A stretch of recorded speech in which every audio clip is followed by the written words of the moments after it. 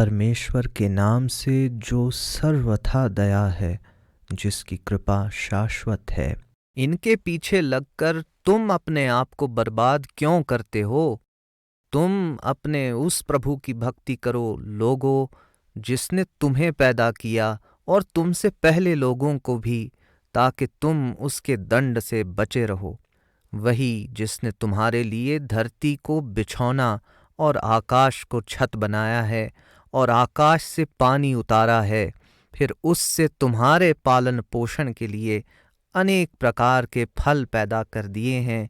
इसलिए तुम परमेश्वर के सहभागी न बनाओ, यद्यपि तुम इन सब बातों को जानते हो। यही इस ग्रंथ का आह्वान है, इसे स्वीकार करो।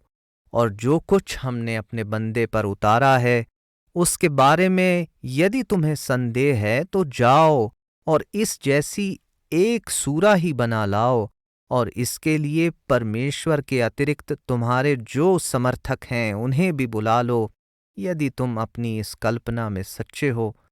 फिर यदि न कर सको और कदापि न कर सकोगे, तो उस आग से डरो जिसका ईंधन वे लोग भी होंगे जो नहीं मानते, और उनके वो पत्थर भी जिन्हें वे पूजते हैं, वह इन्हीं नकारने वालों के लिए तैयार की गई है।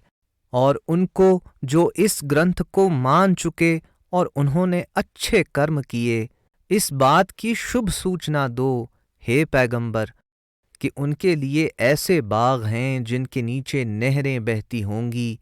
उनका कोई फल उन्हें जब भी खाने के लिए दिया जाएगा तो कहेंगे, यह वही है जो इससे पहले हमें दिया गया।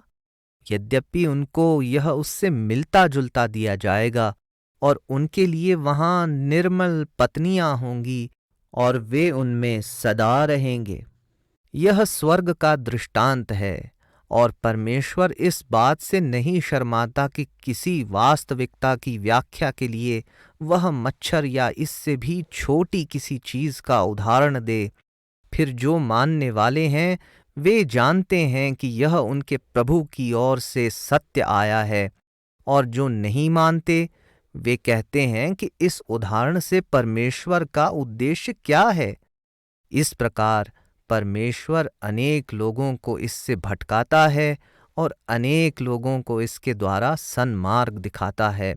और सत्य यह है कि वह इससे भटकाता तो अवज्ञाकारियों ही को है, जो परमेश्वर से की हुई अपनी प्रतिज्ञा को तत्पश्चात तोड़ देते हैं, और परमेश्वर ने जिस चीज को जोड़ने का आदेश दिया है उसे काटते हैं, और इस प्रकार धरती में बिगाड़ पैदा करते हैं।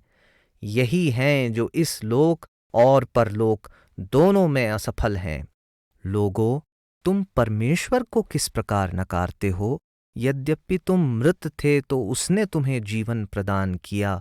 फिर वही तुमको मारता है, फिर वही जीवित करेगा, फिर तुम उसी की ओर लौटाए जाओगे।